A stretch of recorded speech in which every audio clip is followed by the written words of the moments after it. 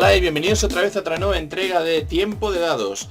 En esta ocasión, como viene siendo la tónica habitual últimamente, más que nada por el lanzamiento de quinta edición, vamos a seguir otra vez con lo que parece un monográfico de Dungeons and Dragons. Y esta vez vamos a hablar de algo bastante específico, que son los suplementos. No estamos hablando de los Skills and Powers, que eso ya los hemos tratado en la edición 2.5, sino los suplementos de segunda edición. No vamos a entrar tampoco en los módulos, porque los módulos son un universo aparte. O sea, es tan extenso el tema de Dungeons que si me pongo a hablar de cada cosa en plan rollo amplio, me puede salir un vídeo como el de cuarta de la semana pasada, que me salió una hora. Bueno, pues vamos a empezar por las cosas indispensables que necesitabas para jugar. Aparte de los tres manuales, el manual del jugador, la guía del Dungeon Master y el compendio de monstruos. Aparte de eso necesitabas más cosas para jugar, aparte de los dados, evidentemente, lápiz, papel, goma y ese tipo de cosas. Y amigos, por supuesto. Y hablando de amigos, creo que voy a tener que quitar el WhatsApp. Vamos a ponerlo en silencio. Porque vale la pena tener amigos, pero de vez en cuando que se estén calladitos. Vale, pues bueno. Aparte de eso, ¿qué necesitabas? Pues necesitabas hojas de personaje. Y lamentablemente, las hojas de personaje no venían ni en el Advanced Dungeons and Dragons, ni en la primera, ni en la segunda edición. Como algunos de vosotros ya habéis apuntado. Entonces, ¿qué solución tenías? Aparte de hacerte tu propia hoja de personaje, que teniendo en cuenta las descripciones tan abstractas que tenían en el manual del jugador, no te hacías nunca demasiado idea de lo que era una hoja de personaje, porque claro, esto no es como en tercera, como en cuarta, como en quinta, donde tienes el diagrama de la creación de personaje y te dicen dónde tienes que ir rellenando las cosas. Aquí no, aquí te tenías que comprar las hojas de datos de personaje, un pedazo de... bueno, un pedazo... realmente es un montón de hojas de personaje grapadas que te costaban 1000 pelas de la época, 1000 pesetas de la... bueno, 975 pesetas de la época. Y que, bueno, si eras millonario podías pasar de fotocopiar y irte comprando estas cosas cada vez que quisieras jugar, pero francamente, no conozco a nadie que lo hiciera. Y bueno, aquí además te enseñaban por fin cómo se rellenaba una hoja de personaje. Y un poquito un resumen de cómo se creaba un personaje siguiendo el manual. Las hojas de personaje de Advanced Dungeons and Dragons ahora no parecen gran cosa, pero en su día era aquello de ¡oh, Dios mío! ¡Está en verde y en negro! Increíble. Y bueno, tenías para las dos partes. Aquí esta parte siempre me ha hecho mucha gracia porque tiene una zona cuadriculada donde teóricamente podías escribir un mapa. Un mapa, como mucho. Aquí tenían casillitas, las típicas casillitas, que esto era una innovación en la época. De hecho, todo el mundo se hacía casillitas después de esto. Para cosas como el agua, el vino, las raciones y la comida. O sea, tenía sus cosas que estaban bien. Es que teniendo en cuenta que había que apuntar relativamente pocas cosas comparadas con otros juegos de rol, te podías explayar con el espacio. Y había otra cosa que yo la verdad la he encontrado siempre muy útil. Y de hecho la he extrapolado siempre a otras ediciones. Me parece que en tercera también habían hojas de este estilo, pero en cuarta no. Y en cuarta yo me hice unas hojas parecidas, más que nada para el tema de los poderes, que son las hojas para irse anotando los conjuros y diciendo en qué página están, duraciones, efectos, ese tipo de cosas, para que el mago no pare la partida y coja el manual del jugador. Que teniendo en cuenta cuando salió que la mayor parte de los aficionados de nuevo cuño eran adolescentes que les estaba saliendo la barba, normalmente no tenían tantas pelas como para tener un manual del jugador por cada jugador. Y bueno, creo que es todo lo que hay que decir con lo de las hojas de datos de personaje. Aparte de que la ilustración de portada es bastante chula, es una de las más chulas, de hecho. Y bueno, aquí ya vamos a entrar en el fabuloso mundo de los manuales del buen. Yo no los tengo todos, evidentemente, porque el tema del dungeoneo, de Dungeons, tener todos los suplementos normalmente suele ser una sangría de dinero y normalmente tienes que ser muy selectivo con lo que quieres. Hay algunas cosas que me faltan, que quizás son indispensables, hay algunas cosas, eso no significa que lo tenga todo lo que quiero, porque hay algunos manuales de segunda que me encantaría poder echarle la mano encima, por ejemplo el de Nigromantes. Pero bueno, la verdad es que no estaba mal. Vamos a ir, antes de continuar, vamos a ir por el otro lado también estaba, no sé si tengo el módulo por ahí, pero aquí tenemos otra cosa que también era muy bonita, que era la pantalla del Dungeon Master. Que la mía está un poco hecha polvo, Pero como podéis ver era pequeña, funcional, tenía los datos donde tenía que tenerlos, los datos de los tenía datos de para jugadores en la parte de fuera que estaban repetidos por la parte de dentro, o sea, era una pantalla que dentro de lo que cabe está muy bien, o sea, y ha aguantado el paso de los años. Así que no se puede decir que a pesar de que los materiales no sean especialmente duros, ha aguantado, pero estoicamente. Hay otros, sobre todo cajas de... Sobre todo hay algunas cajas de mundos que tienen otras pantallas del Dungeon Master, pero yo considero que está bastante bien. Por lo menos para mí es la clásica. Y bueno, ahora sí que llegamos a lo que sería... Bueno, no, los manuales del buen todavía no. Estoy intentando entrar en los manuales del buen porque son los que más debate van a dar, pero... Bueno, aquí teníamos un suplemento, que yo lo tengo forrado de manera un poco especial, que es el tomo de magia. El tomo de magia es un... Bueno, como su propio nombre indica, es un tomo que trata temas de magia. Principalmente conjuros de clérigo y mago. Hay algunos conjuros que son un poco desequilibrados en mi humilde opinión. Pero tiene un par de reglas así un poquito especiales, como por ejemplo las reglas de magia salvaje, con su fabulosa tabla de efectos de magia salvaje. La magia salvaje es una cosa que surgió en los reinos olvidados del paso de primera a segunda edición, que como hicieron una escabechina con los dioses, en el impasse que hubo entre los dioses antiguos del antiguo panteón y los nuevos y el cataclismo que hubo, crearon zonas de magia donde la magia era alocada y tal, y crearon una clase de personaje, de mago, que era un mago que se abocaba al caos del mare magnum de magia, y bueno, podía conseguir poderes casi a voluntad, por el tema de... Había un conjuro que era el temerario recurso de Nahal, que tú lo lanzabas y te daba el conjuro que tú quisieras. El problema es que creaba una oleada de magia caótica que te podía beneficiar, te podía perjudicar, hacía efectos permanentes, como por ejemplo te cambiaba de sexo, así porque sí. Eso es un ejemplo. Había una tabla de un dado de 100 de que te podía salir casi de todo. Y aparte de esto, el poder de tus conjuros era un poco variable. O sea, nunca estabas seguro de si tu conjuro que ibas a lanzar era poderoso o no. Hay gente que no le gusta ese tipo de descontrol en las partidas. Lo entiendo porque un mago salvaje puede llegar a descontrolar y mucho. Yo llevé uno y creo que no fue muy bien. Y aparte metieron algunas cositas como por ejemplo el dominio, bueno, la esfera del tiempo. Juegos que afectaban al tiempo, que afectaban a los turnos, de volver a jugar turnos pasados. En un principio hay... No es un... A ver, es un manual que en su día la gente utilizaba mucho, pero francamente creo que hay muy pocos conjuros de esta... Hay muy pocos conjuros de aquí que se hayan libado. Bueno, el pulgar de invisibilidad sí. Hay algunos... Ahora que estoy viendo mano auxiliadora... Sí, ahora que estoy mirando la lista... Hay algunos conjuros que sí que han sobrevivido, pero hay otros que, por ejemplo, sueño caótico. Hay algunos conjuros que han vuelto a marcha fácil. O sea, si metes la mente de uno dentro del otro. O sea, había cosas que eran chulas. Bueno, las ilustraciones aquí en este caso eran como bastante más de Ravenloft. No sé si podéis por aquí distinguir el ilustrador el ilustrador de las primeras ediciones de Ravenloft. Así que dentro de lo que cabe, si utilizaba Ravenloft, este era un manual con cierto tonillo. Pero bueno, no es de los más destacables en mi opinión. Este sí que ya es un poquito más destacable, aunque solo sea por la fricada que es. Había una manía que tenía la gente de TSR, sobre todo a nivel de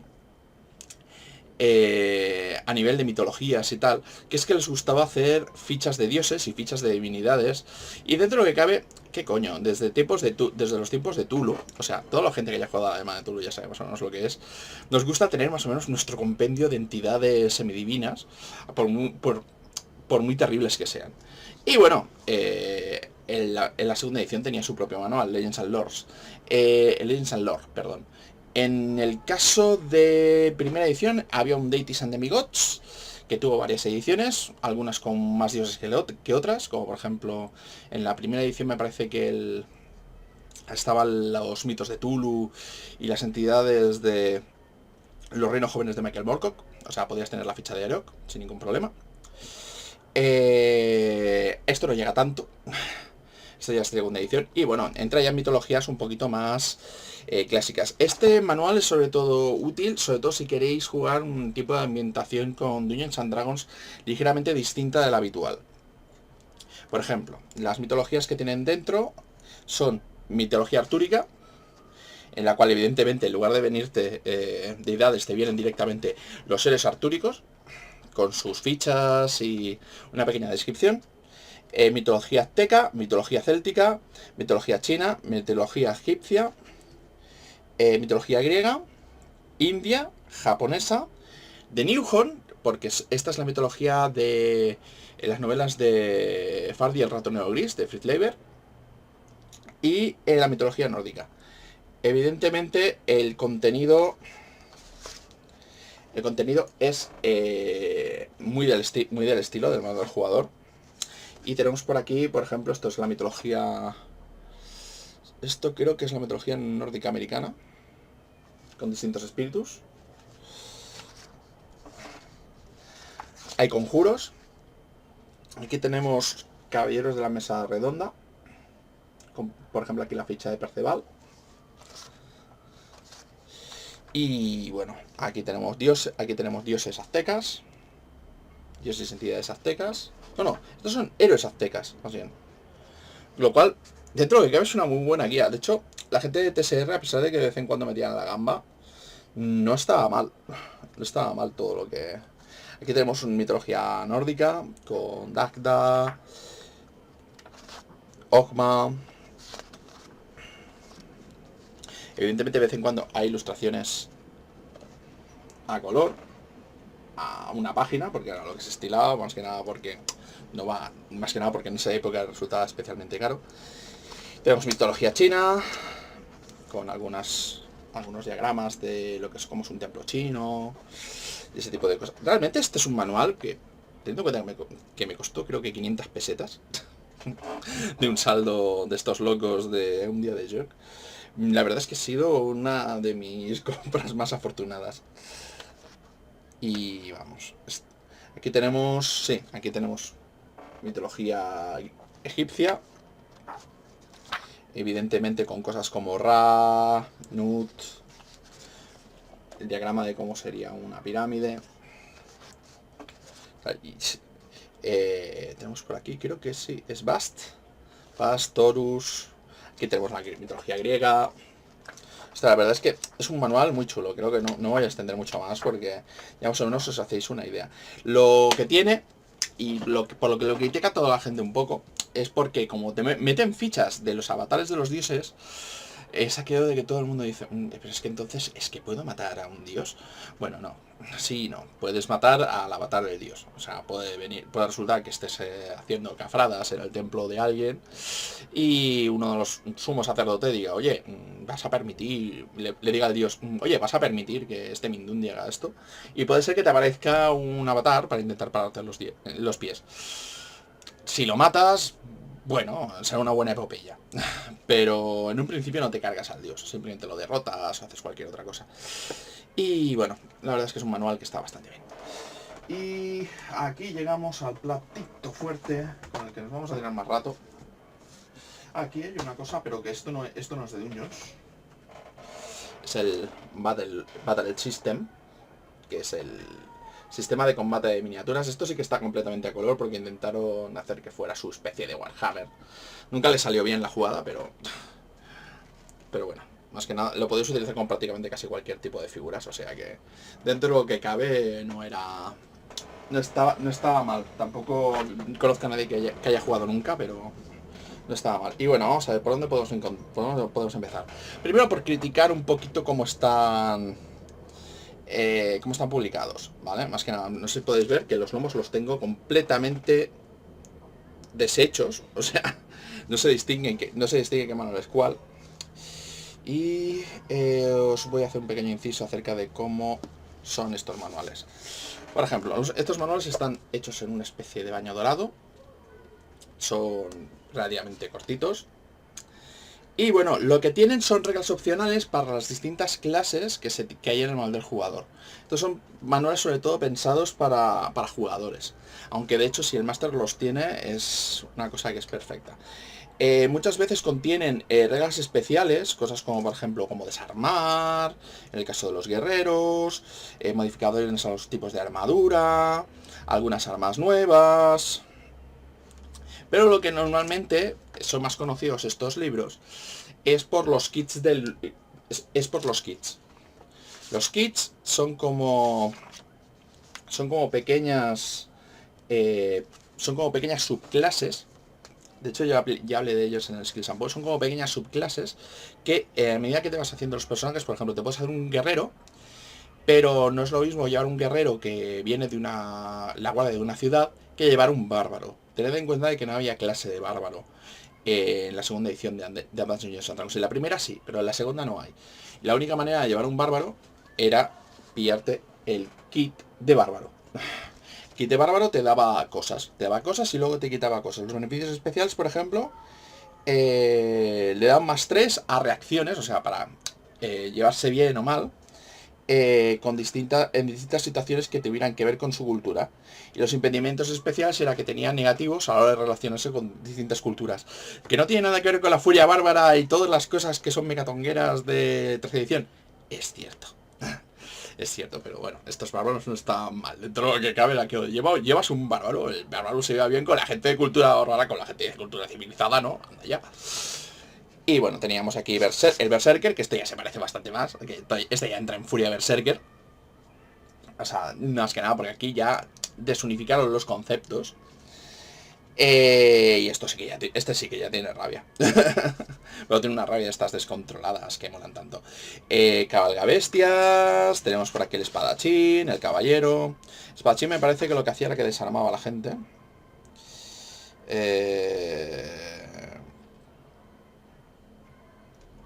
Pues sí, que puede utilizar lo que serían las pericias en armas de Bribón de manera más barata. O sea, cosas como acrobacias y tal las puede tener.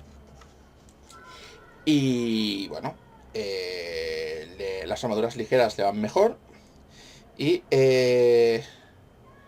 tiene +2 a las reacciones del sexo opuesto. Y el negativo que tiene... y es que los problemas siempre persiguen al espadachín, con lo cual el máster se tiene que cebar con él. O sea, son cositas que dices, no son unas diferencias muy brutales con respecto a las reglas anteriores, pero está muy bien. O sea, por lo menos las kits de este libro son de los que están más o menos mejor. Este es uno de los libros de los manuales del buen que lo considero casi más indispensable, porque este añade muchas cosas. Aparte de los kits, salvaje y tal, aquí hablamos solo acerca de cómo añadir personalidades. Sí, cómo añadir personalidades y añadir trasfondos en las partidas. Y bueno, dependiendo del kit. Y bueno, aquí tenemos cosas como reglas de combate, cómo cambiar las reglas de adquisición de habilidades de armas,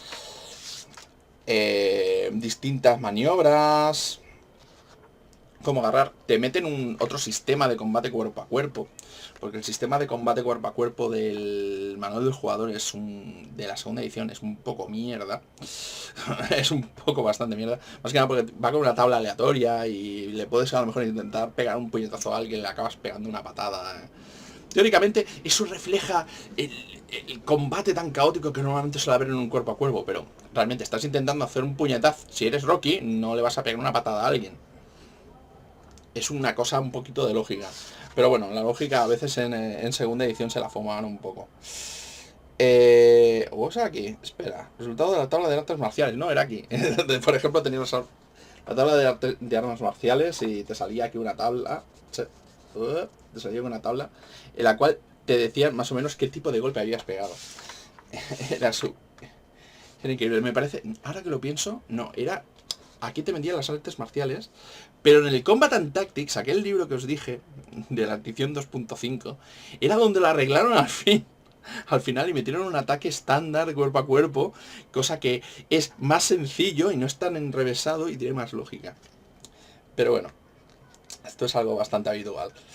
Y bueno, aquí hablamos de tiros de precisión, cómo apuntar a un sitio, tácticas militares, nuevas listas de armas, más ilustraciones. Esto es además es una constante, lo de las ilustraciones a página completa. Si no tenía, era un poquito, el manual era un poquito mierder, pero bueno.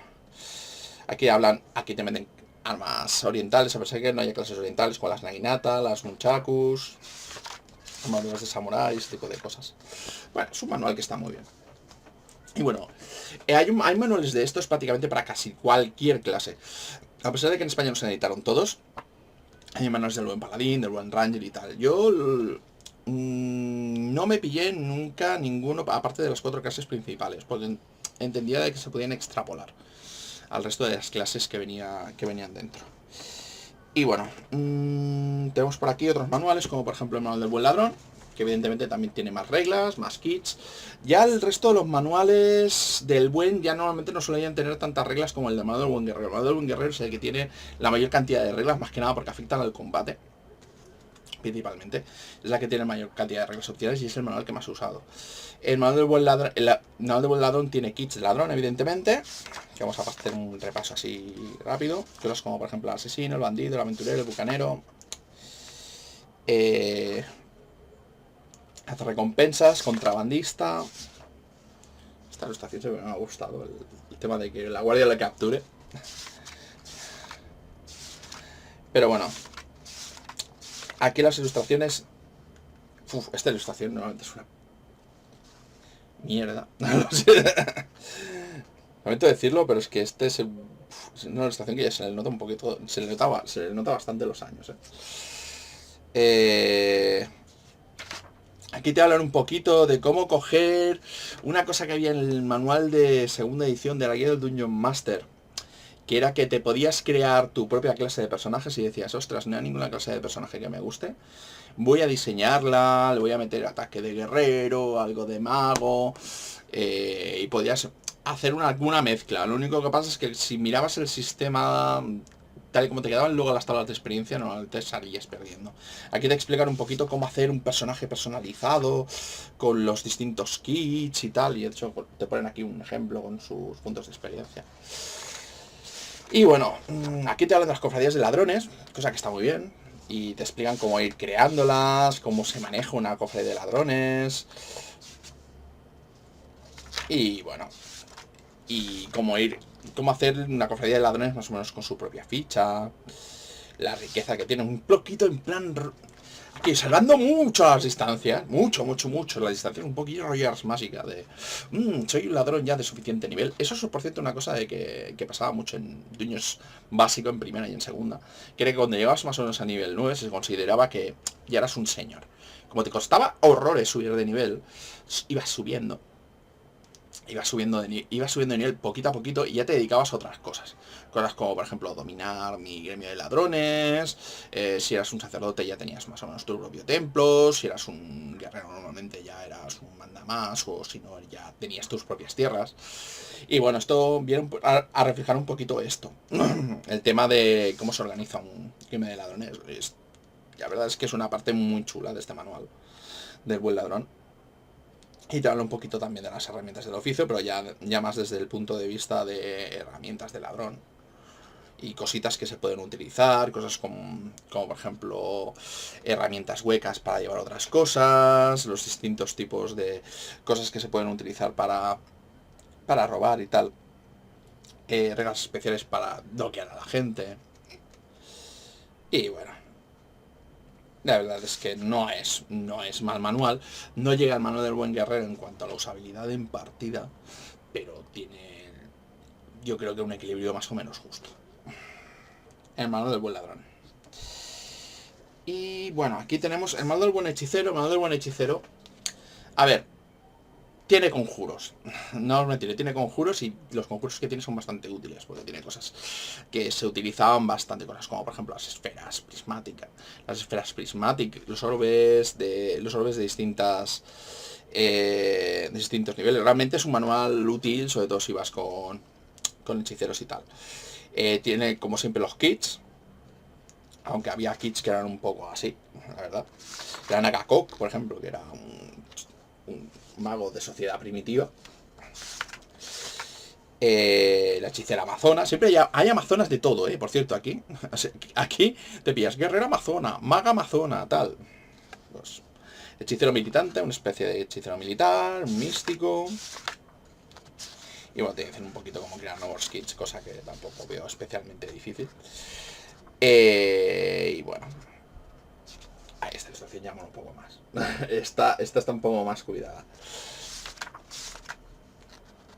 Y bueno, aquí te habla un poquito de los combates, un poquito de los planos, porque ahí es donde cojeabas un poquito, por lo menos hasta que llegó Planescape, la explicación un poquito de cómo iba la magia en los distintos planos. Y bueno, procedimientos avanzados. Aquí me viene una tabla de progresión hasta nivel 32, que dices, ¿y por qué no me metes esto en los otros manuales? ¿Por qué solamente me lo pones en el hechicero? Ay, ay, ay, ay, ay. Y bueno, aquí se le ponen a hablar de algunos conjuros. Esto, el hombre cromático es uno de los conjuros más útiles que he visto en mi vida. Pues esto da nivel, creo que 1. Sí, el conjuro de nivel 1. Es un conjuro muy, muy, muy usado. La gente que haya jugado a los Baldur's Gate y tal, lo conocerá bastante. Y bueno, listas de hechicería. Y bueno, aquí te hablan de cómo más o menos hacer una campaña de hechicera. Aquí el material útil ya es casi un poquito más. Es que, más que nada porque los manuales de hechiceros normalmente suelen ir bien, porque suelen ser los que tienen más tonillo. Pero a nivel de cosas usables en partida, sigue siendo mejor el manual del buen guerrero. Pero el manual del buen hechicero no está mal. A nivel de fluff, no lo sé si lo podría considerar a nivel del manual del buen ladrón, pero bueno. Eso ya va aparte. Manual del buen sacerdote. Este ya es un manual un poquito más polémico. El manual del buen sacerdote no solo tiene kits. Me explico. Además de tener kits, te explica acerca de cosas de divinidades, de fes, de esferas de influencia. Una diferenciación que debe hacer de los sacerdotes de segunda edición, que son diferentes. Los clérigos y los sacerdotes son diferentes del resto de las ediciones de Dungeons and Dragons.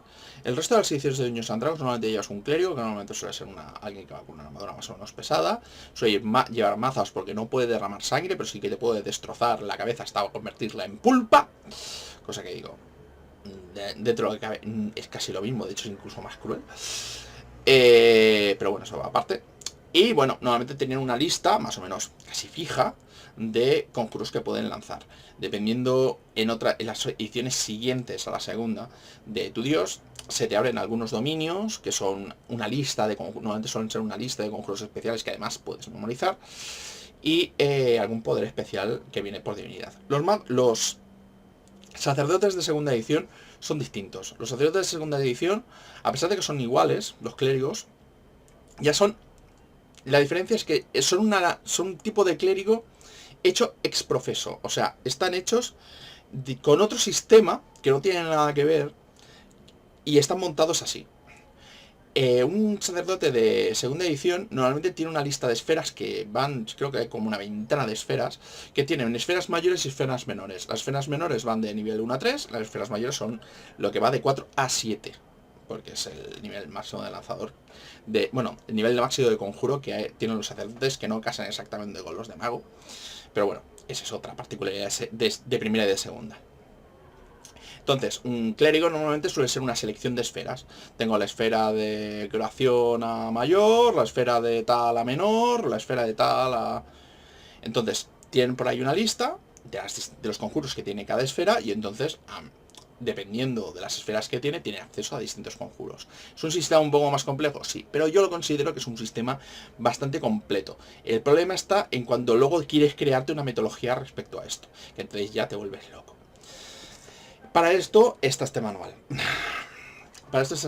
Lo que hacen es que te enseñan un poquito cómo se diseñan las distintas fes y te ponen ejemplos de los distintos tipos de sacerdote. Con lo cual te puedes encontrar con distintos tipos de sacerdotes, como por ejemplo sacerdote de la agricultura, sacerdote del amanecer, sacerdote del amor, por ejemplo, que te explica más o menos las razas permitidas, los deberes que tiene ese tipo de sacerdote de los animales, de los antepasados, del bien, por ejemplo, un sacerdote del bien sería... vamos a ver, por ejemplo, esferas de influencia. Tiene acceso mayor a curadora, protección total y acceso menor a adivinación y hechizo. Y luego te dice los poderes especiales que tiene. Por ejemplo, un sacerdote del bien puede detectar conjuro, puede lanzar conjuro de detectar el mal 3 veces al día, ahuyentar muertos vivientes, al igual que el clérigo, y tiene un +1 permanente a golpear y al daño contra todos los enemigos malvados. Lo cual eso está muy bien. Sacerdote de la caza. Ah, por cierto, mira. Esto es la única... Este es el único libro que tengo autografiado. De todos los que hay aquí, es el único con el cual me he molestado en tener un autógrafo. Excepto el Walkure. Por cierto, gracias. ¿Qué más tenemos? Tenemos cielo clima. Bueno, aquí tenemos toda una serie. Hay un sacerdote, tipo de sacerdote que es el más... De hecho, de esta lista, normalmente la gente se suele fijar en uno en concreto, que normalmente suele ser la antítesis del jugador de Dungeons and Dragons, que es el sacerdote de la paz. De hecho, se lo veo por aquí. El sacerdote de la paz es para decir, esto, vale, lo habéis hecho como diseño conceptual, ¿no? Porque esto es bastante injugable. Vamos a ver si lo tenemos por aquí.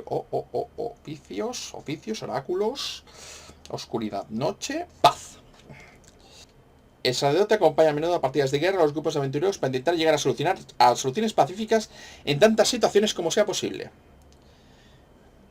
Nota para el máster. No desearás este sacerdote como personaje o jugador en tu campaña, a menos que la mayoría de los otros jugadores prefieran también resolver pacíficamente las situaciones. Si prefieren solucionar las cosas luchando, se resentirán de las intervenciones del sacerdote de la paz y habrá más de un problema en tu campaña. O sea, ya directamente te dicen, esto no está aquí para que lo uses normalmente. Pero bueno, prosperidad, protección... Hay gente que se ha cebado mucho con el sacerdote de la paz, pero mucho. Y bueno, aparte de los ejemplos de sacerdocios, tenemos ya...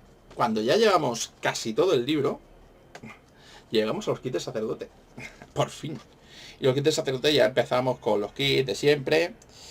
Que tenemos el kit de sacerdote bárbaro, el kit de sacerdote erudito, el sacerdote amazona, monje guerrero, sacerdote pacifista. Ah, no, perdón. El kit de pacifista. O sea, sacerdote de la paz con kit de pacifista ya es el jolgorio. Prohibiciones. Vale, no puedo utilizar según qué esperas. Pericias de armas. Rol. Y bueno, impedimentos especiales. Este sacerdote no puede llevar nunca armadura y nunca puede usar armas, conjuros o cualquier otra táctica que pueda dañar a un humano, semi-humano, no humano o monstruo. Si alguna vez viola este decreto, su dios no lo castigará. Porque el juramento pacifista es uno que tomó para sí mismo, no para su dios. Pero por su propia culpabilidad lo privará de todos los conjuros mágicos durante un lapso de un mes. ¡Un mes! ¡Un mes! ¿Qué decir de este manual? A ver, tiene sus cosas buenas y sus cosas malas. Ya habéis visto la cosita, una cosita así. En realidad es un manual que está bien. El único problema es que todos los sacerdotes que están hechos con este manual son peores que el clérigo. Todos. De hecho, ya te decían en el manual del jugador que el clérigo era un personaje que estaba chetado, es que era superior a prácticamente cualquiera. De hecho, en este también te lo advierten de que los sacerdotes de mitologías específicas en temas de dungeoneo no cuadran tanto. Pero bueno, si utilizas un kit, que es lo más habitual, a ver, añades y quitas, salvo que escojas evidentemente pacifista, porque pillarte un clérigo para luego hacerte un pacifista es para pegarte un tiro. Bueno, también nos falta hablar de uno de los manuales, otro de los manuales más polémicos. De hecho, diríamos que es el manual más polémico, que es el manual de los poderes psiónicos. Este manual lo necesitabas, por cierto, si querías jugar a según qué ambientaciones, como por ejemplo Darkchan, que utilizaba principalmente poderes psiónicos y que todo el mundo tenía poderes psiónicos. Y bueno, no sin entrar demasiado a profundidad en lo que es el tema de los poderes psiónicos, es como una especie de magia, pero no utiliza el sistema de magia convencional. Son poderes mentales o poderes que intentan ser un poquito más psíquicos. Pero evidentemente entran cosas como la psicoquinesis, metacreación. Hay cosas puedes modificar tu propio cuerpo para ser bastante más ágil, más rápido y tener algunas cosas especiales. De hecho, el repertorio de poderes de aquí, la verdad es que a mí me gusta bastante. Otra cosa es el sistema. El sistema que tiene de creación de... para llevar los poderes, tiene su propia clase, que es el psiónico. Y bueno, funciona con una especie de pseudopericias en no armas, que son como unas habilidades que tiras con respecto a tu característica, la característica de la cual dependa el poder que toque. Tiene sus propias disciplinas, que van desde la psicoportación hasta entra en las mentes, evidentemente, telepatía y ese tipo de cosas. ¿Por qué no gusta demasiado este manual? Porque a niveles de equilibrio hay gente que considera de que te da algunos poderes demasiado pronto y otros poderes enrevesan demasiado las partidas. Por ejemplo, a niveles de hacer ataques y defensas mentales, cosas como por ejemplo un asalto mental y tal, tiene su propio subsistema que es un poquito lioso, en el cual yo hago un ataque, tú eliges una defensa, se compara en una tabla para saber más o menos la ventaja o desventaja que proporciona. Es una especie de piedra, papel o tijera psíquico. A ver quién entra y luego si te ha entrado el ataque miramos el efecto que hace. Y aparte de esto hay algunos poderes, como por ejemplo los de psicoportación, que hay gente que considera de que se conceden quizás demasiado pronto. Si tienes un personaje más o menos bien montado, en niveles medios ya puedes empezar a teleportar a la gente y eso acaba con las partidas de viaje. Y bueno, hablar de los poderes psiónicos. A ver, como lectura no está mal.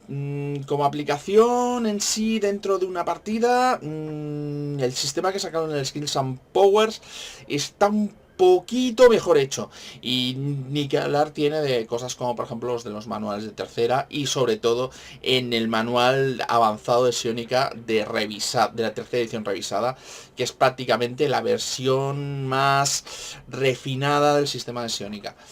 Este manual, dentro de lo que cabe, no está... A ver, las aplicaciones prácticas, mejor limitarlas a Darksan. Lo he utilizado alguna vez fuera de Darksan y las partidas se vuelven raras. Y bueno, esto es lo que tenemos por ahora. Tengo yo por aquí algunos manuales más, que en estos intentaré no extenderme tanto. Que son... Más que nada porque son manuales que además los tengo en inglés. Esto es el Monsters Mythology. Que el Monsters Mythology es como el Legends and Lore, pero de monstruos y deidades. O sea, aquí tenemos, por ejemplo, los dioses Beholder. Dioses Beholder, dioses de los Bugbears. O dioses goblinoides, mejor dicho. Lo jodido es que también vienen los dioses de otras cosas que no son monstruos, como por ejemplo los dioses de los enanos. Dioses no muertos. Y de criaturas malvadas. Y bueno. Y aquí, por cierto, han hecho una gran elección de... Aquí han hecho una gran elección de ilustración. Lo que pasa es que me parece que es que han metido la portada del Templo del Mal Elemental aquí. Y bueno, es un manual de que va lo que va. O sea, intenta ser un manual de... O sea, aquí por ejemplo, dioses de los semi-humanos. Intenta ser un manual más o menos genérico, o sea, no está centrado en Forgotten como algunos. Me parece que había por un... No me acuerdo cómo se llamaba. El manual de Forgotten, el Forgotten creo que tiene un manual propio. Pero este, bueno, es genérico y es bastante útil y utilizable, aunque no vayas a sacar los dioses, evidentemente. Bueno, por lo menos vas sacando los distintos mitos y evidentemente también te explican los sacerdocios, que eso no lo había explicado en Legends and Lore, que te explican también los distintos cambios para los sacerdocios y tal. O sea, ya con esta trinidad de libros, el manual del buen sacerdote y el Monsters Mythology y el Legends and Lore, tienes prácticamente todo el repertorio de deidades que no específicas que puedas llegar a utilizar. Y aquí tenemos un manual de esos que están rotos por todas partes, que es el libro completo de los humanoides. Que, bueno, qué decir, la segunda edición de Dungeons and Dragons, si hay por un lugar por el que está roto, pero roto, es a la hora de llevar cosas que no sean lo que viene en el manual básico. Intentas llevar un draw, tienes que empezar a utilizar reglas raras, te sale súper chetado, vas con penalizadores de experiencia. De hecho, aquí es lo que hacen.